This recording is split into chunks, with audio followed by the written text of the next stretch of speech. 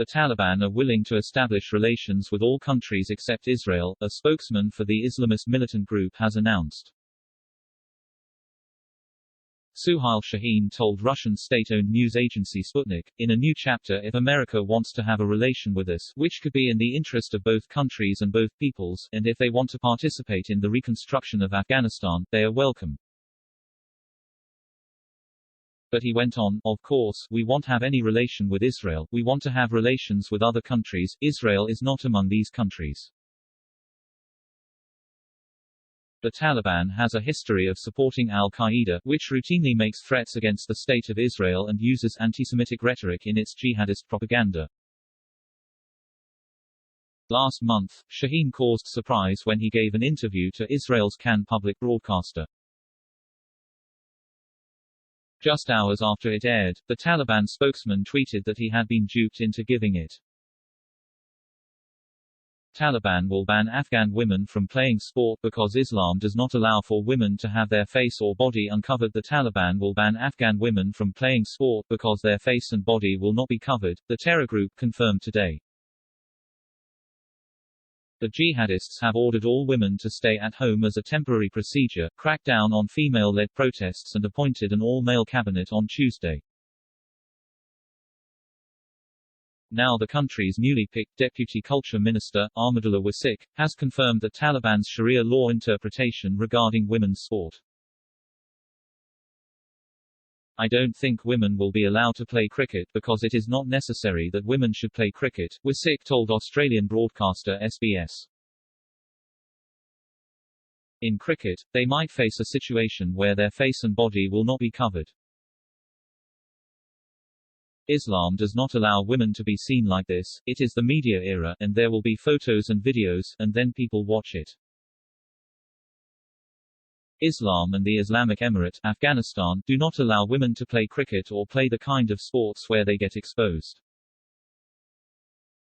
I do many interviews with journalists every day after the falling of provincial centers of Afghanistan and the capital Kabul to the Islamic Emirate, he said. Some journalists may be masquerading, but I haven't done interview with anyone introducing himself. He is from an Israeli media. U.S. withdrawal from Afghanistan was contingent on assurances that the Taliban would not harbor al-Qaeda terrorists. However, there have been reports of Amin al-Haq, Osama bin Laden's former bodyguard who helped him flee the U.S. invasion, arriving in Afghanistan after the Taliban takeover. Bin Laden, now dead, masterminded the 9/11 attacks on New York and Washington which caused the U.S. invasion of Afghanistan, the ousting of the first Taliban regime and the subsequent two-decade intervention. Foreign countries greeted the makeup of the new Afghan government with caution and dismay on Wednesday after the Taliban appointed hardline veteran figures to top positions, including several with a U.S. bounty on their heads. As the newly appointed ministers and the deputies set to work after they were named late on Tuesday, acting Premier Mohammad Hasan Akhund urged former officials who fled Afghanistan to return, saying their safety would be guaranteed. We have suffered heavy losses for this historic moment and the era of bloodshed in Afghanistan is over, he told Al Jazeera. Tens of thousands of people left after the Taliban seized power in mid-August following a lightning military campaign, many of them professionals fearing reprisals because of their association with the Western-backed government. In Kabul, dozens of women took to the streets again to demand representation in the new administration and for their rights to be protected. More broadly, people urged the leadership to revive the Afghan economy, which faces steep inflation, food shortages exacerbated by drought and the prospect of international aid being slashed as countries distance themselves from the Taliban. The United States underscored its wariness on Wednesday. This is a caretaker cabinet, White House spokeswoman Jen Psaki told reporters. No one in this administration, not the president nor anyone on the national security team, would suggest that the Taliban are respected and valued members of the global community. The Islamist militant movement swept to power in a victory hastened by the withdrawal of U.S. military support to Afghan government forces.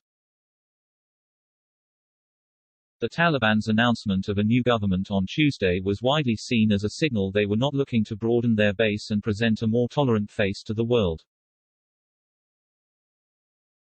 The group has promised to respect people's rights and not seek vendettas, but it has been criticized for its heavy-handed response to protests and its part in a chaotic evacuation of thousands of people from Kabul airport. U.S. Secretary of State Antony Blinken said Washington was assessing the cabinet announcement. But despite professing that a new government would be inclusive, the announced list of names consists exclusively of individuals who are members of the Taliban or their close associates, and no women, he said during a visit to a U.S. airbase in Germany that has been a transit point for evacuees from Afghanistan. The European Union voiced its disapproval at the appointments, but said it was ready to continue humanitarian assistance. Longer-term aid would depend on the Taliban upholding basic freedoms. Saudi Arabia expressed hope the new government would help Afghanistan achieve security and stability, rejecting violence and extremism. The new acting cabinet includes former detainees of the U.S. military prison at Guantanamo Bay, while the Interior Minister, Sirajuddin Haqqani, is wanted by the United States on terrorism charges and carries a reward of $10 million. His uncle, with a bounty of $5 million, is the Minister for Refugees and Repatriation.